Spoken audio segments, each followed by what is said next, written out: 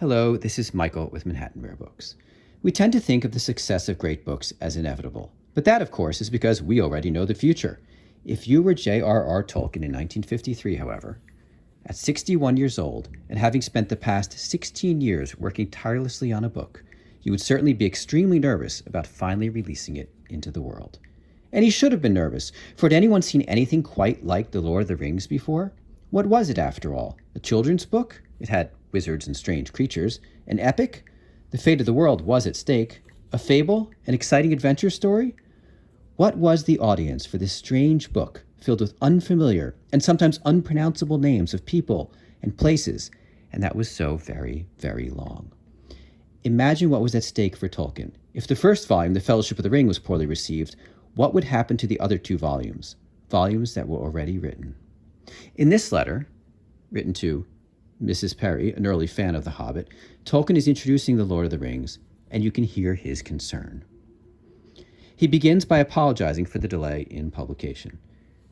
Thank you very much for your letter and kind words. All I can say is that if you have so much enjoyed The Hobbit, then at least you will not be disappointed with The Lord of the Rings. Unfortunately, I have not only been crushingly busy this year, but also during October and November, often ill, and certain adjuncts necessary to publication, which only I can supply, for example, maps, have been so long delayed that issue of Volume 1 for Christmas, as planned, has become impossible. I hope it will appear early in 1954, and the next two volumes in quick succession. I am correcting the proofs of Volume 2 at the moment. Well, the first volume actually didn't appear until the end of July 1954. He continues with the first of his concerns, price and size. I do not know the price yet. Alas, having put so much into this sequel, it has grown to such a large book that size and cost will, I fear, keep it out of many hands that would enjoy it.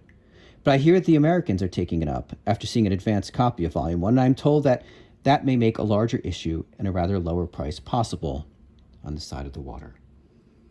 He then worries about the content and sounds almost apologetic, for it's quite a different book than The Hobbit. There's no more about Mirkwood or the northern countries, I'm afraid. And the story moves away down the great river to the kingdoms of the south.